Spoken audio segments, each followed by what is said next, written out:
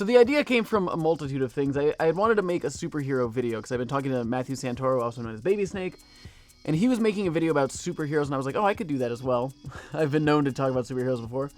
So I started thinking about what I could do, and then this Muppets opportunity came up. And I was like, oh, the Muppets, that's fantastic. And that helped limit, because they're owned by Disney. Disney also owns Marvel. So like, okay, it has to be a Marvel character.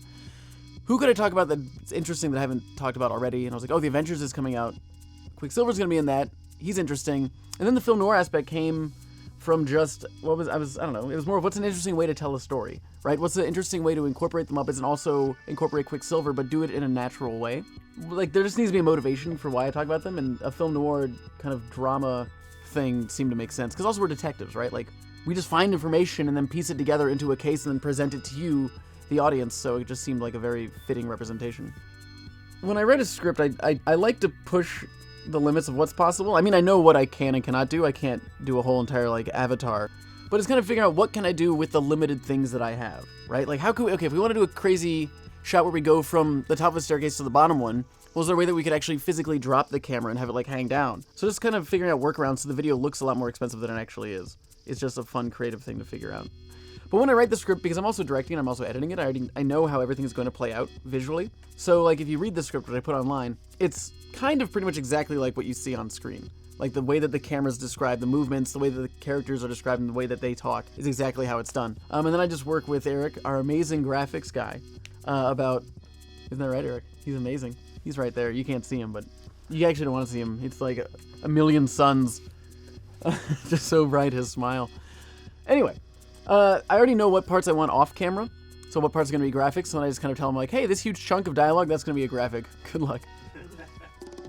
Oh, yeah. So our case files, we're investigating Barry Allen, who's the Flash, Dash Parr from The Incredibles, Michael Stevens from Vsauce, because he's a very fast thinker. I'm just trying to see how his neurons went. But then, who we think might be the key to our case, Quicksilver.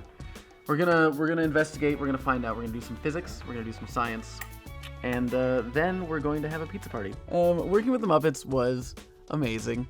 I love the Muppets. And when I was a kid, I always had dreamed This was like when I was 17. I'd always wanted to work for the Muppets. I used to remember driving in LA and we'd always drive past Jim Henson Studios. And it was my dream to work at Jim Henson Studios and help make puppets. I wanted to actually like craft and create them. So it was very exciting to actually work with the Muppets finally.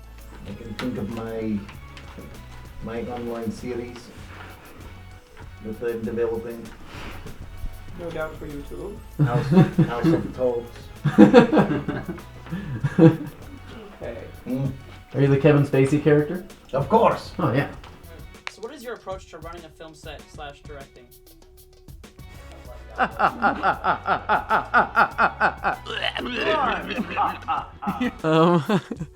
My approach to running a film set is everyone just should have fun, and I like to make everyone feel involved because they are involved, right? We're making a video together. Movie magic. See, they knew. Also, let me introduce everyone. We have Baby.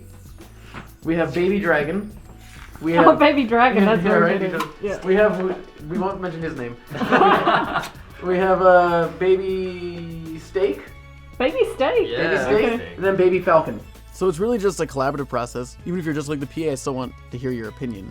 You might have a really great idea, and that happens a lot. You know, when we film these things, like the camera operator will be like, oh, actually, maybe we do this. I'm like, oh, that's great. Yeah, let's try that instead. So it's just a collaborative process. And I mean, the way it generally works is we'll kind of go through it. We'll like block it, right? So like we work with the camera department to go through the whole entire scene and be like, okay, so I'm going to move here and I want the camera to go this way and blah, blah, blah. And then Eric goes in and lights everything to fit the crazy ideas that I have. Don't film me crying. But if you do, film the tears at 4K. But also, like, the fact is that even though we have more people working on the videos now, like, we'll have a crew of 4 people, yay! But it's still a pretty small crew in terms of making it. Like, I still, write it and direct it and host it and edit it, and then we have Eric who, like, shoots it and does the graphics. But really, it's pretty small. And it stays small because I have an issue with control, where I just want to have control over everything. At the last part of the video, when, like, I do this for the last time and the lights dim, and you're there, I think you're going to be like, why are the lights dimming? Like, what's happening? Do you want me to react to that? Like, break character a little bit? Is that... Not for the first one, like at the end. Oh. When we dim again, like when we're sitting down and I'm like recapping the case, they're going to dim, you'll be like, what? Yeah, you're just going to look around and be like, why are the lights dimming? My script it's pretty faithful, generally because it's only me saying the words that I've written. So I pretty much stay to the script because I wrote it, so it's how I'm going to say it anyway. When I work with other characters, which was kind of a first with this Muppets video, I allowed them I allowed them to do what they wanted. Like this. So I'll go like this. As Mhm. if you give to me, yes? Yeah.